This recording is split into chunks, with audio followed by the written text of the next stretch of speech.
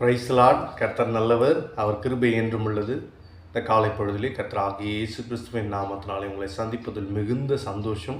கர்த்தருடைய நாமம் மாத்திரம் மகிமைப்படுவதாக. நாம் தொடர்ந்து ஏசாயா 44ஆம் அதிகாரம் 3ஆம் வசனத்தை குறித்து தியானித்து வருகிறோம். தாகம் உள்ளவன் மேல் தண்ணீரையும் வறண்ட நிலத்தின் மேல் ஆறுகளையும் ஊற்றுவேன் என்று நம் கர்த்தர் சொல்லுகிறார். அது மாத்திரமல்ல, உன் சந்ததியின் மேல் என் ஆவியையும் உன் சந்தானத்தின் மேல் என் ஆசீர்வாதத்தையும் ஊற்றுவேன். நம்மை பார்த்து சொல்றாரு, தாகம் உள்ளவன் மேல், கர்த்தருக்கான தாகம் உள்ளவர் மேல் தண்ணீரையும், வறண்ட நிலம் போல கர்த்தருக்காக ஏங்கி இருக்கக்கூடிய, கர்த்தருடைய பணியை செய்ய காத்து கொண்டிருக்கக்கூடிய, கர்த்தருடைய அன்பின் ஆழங்களை உணர்ந்திருக்கக்கூடிய, தாகமாய் விடாய்த்திருக்கக்கூடிய மனிதர்களுக்கு தேவன் ஆறுகளையும் ஊற்றுகிறவர். இது ரெண்டும் நமக்காக.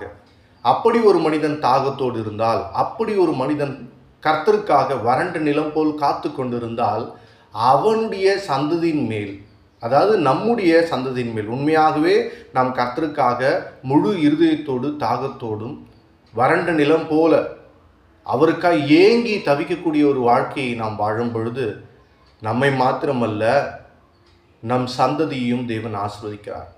உன் சந்ததியின் மேல் என் ஆவியையும், ஆமென். என் ஆவின்னா கர்த்தருடைய ஆவி. உன் சந்ததியின் மேல் என் ஆவி. ஒரு வானதூதனுடைய ஆவி அல்ல, ஒரு இறைவாக்கினருடைய ஆவி அல்ல, ஒரு தீர்க்கதரிசியினுடைய ஆவி அல்ல, ஒரு ஊழியனுடைய ஆவி அல்ல, கர்த்தருடைய ஆவி, என் ஆவியை ஊற்றுவேன்னு சொல்றார். அவர் லிமிட்லெஸ் காட். அவருடைய வல்லமைக்கு வரம்பு கிடையாது, ஒரு எல்லை கிடையாது. இது வரைக்கும் தான் அவரால் செயல்பட முடியும், இதை தாண்டி அவரால் செயல்பட முடியாதுன்னு ஒரு காரியமும் கிடையாது. எல்லாவற்றிலும் வரம்பற்றவர், எல்லையற்றவர், நிகரற்றவர், நிரப்புதலுக்குரியவர், நிரம்பி வழியச் செய்கிற தேவனாய் இருக்கிறார். என் தலையை எண்ணெயால் அபிஷேகம் பண்ணுகிறீர், என் பாத்திரம் நிரம்பி வழிகிறதுன்னு சங்கீதக்காரன் சொல்றார்.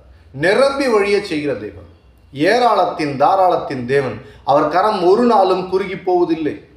அப்பேற்பட்ட தேவன் நம்மை பார்த்து சொல்லுகிறார், நம்மை மட்டுமல்ல நம் சந்ததியும் ஆசீர்வதிப்பேன் என்று சொல்லுகிறார். நம் சந்ததியை வெறும் உலக பிரகாரமான பணம், பொருள், கல்வி, தகுதிகள், உயர்வுகள் இவற்றினால் மாத்திரம் அல்ல, என் ஆவியை ஊற்றுவேன்.